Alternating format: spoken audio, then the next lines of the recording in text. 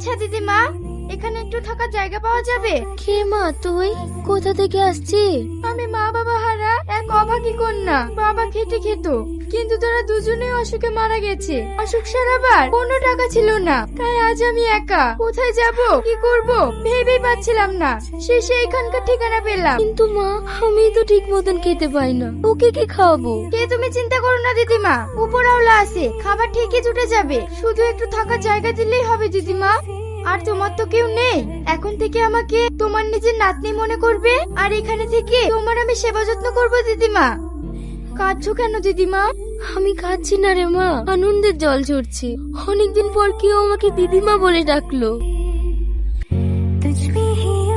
ঘরে তো তেমন কিছু নেই, এই শুকনো মুড়ি ছাড়া। এইটুকুই খেয়ে নে মা। কি হয়েছে মা তোর?